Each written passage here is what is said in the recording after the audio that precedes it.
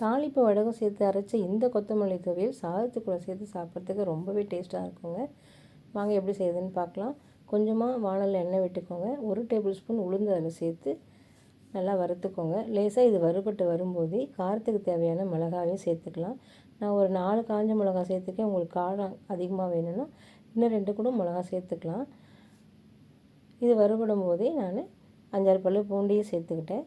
இந்த பூண்டு எல்லாம் சேர்ந்து வதக்கும்போது 1 டேபிள் ஸ்பூன் வேர்க்கடலை சேர்த்துக்கோங்க. வறுத்த வேர்க்கடலை நான் சேர்த்துருக்கேன்.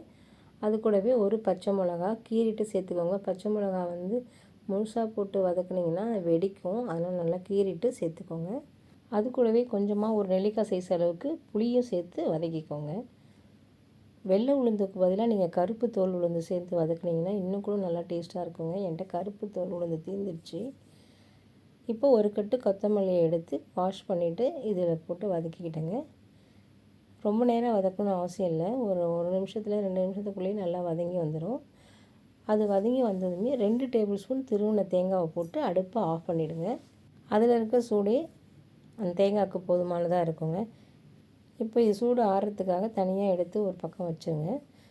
இன்னும் ஒரு தாளிப்பு கரண்டி எடுத்து அதில் கொஞ்சமாக எண்ணெய் விட்டு ஸ்லோ ஃப்ளேமில் வடகத்தை வறுக்கணும். இல்லைன்னா தாளிப்பு வடகம் டக்குன்னு கருத்துடும், காஞ்சி போயிடும், ரொம்பவும் கசப்பு எடுத்துக்கும்.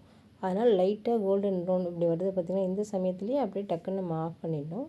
இந்த துவையலுக்கு மட்டும் இப்படி இல்லைங்க, எப்பயுமே வடகத்தை எதுக்கு தாளித்தாலுமே இந்த மாதிரி தான் நம்ம தாளிக்கணும். இப்போது இதை எடுத்து ஒரு மிக்ஸி ஜாரில் சேர்த்து இதுக்கு தேவையான அளவுக்கு உப்பையும் சேர்த்து ஃபஸ்ட்டு பல்ஸ் மோடில் தண்ணி எதுவும் விடாமல் கரகரப்பாக அரைச்சி எடுத்துக்கோங்க. அதுக்கப்புறமா கொஞ்சம் கொஞ்சமாக தண்ணி விட்டு கரகரப்பாக அரைச்சி எடுத்துக்கோங்க. இதில் மெயினாக நம்ம ரொம்ப நைஸாக அரைக்கக்கூடாதுங்க, கரகரப்பாக தான் இருக்கணும். அப்போ தான் இது சாதத்தில் பிசைஞ்சு சாப்பிடும்போது ரொம்ப நல்லாயிருக்கும். இப்போது வடகத்தையும் சேர்த்து அதே பல்ஸ் மோடில் ஒரு 2 சுற்றி ஆஃப் பண்ணிவிடுங்க. 1-2 தான் மையம், ரொம்ப மைய தேவையில்லை. இப்போ பார்த்திங்கன்னா நம்ம கொத்தமல்லி துவையல் நல்லா அழகாக ரெடி ஆகிடுச்சுங்க.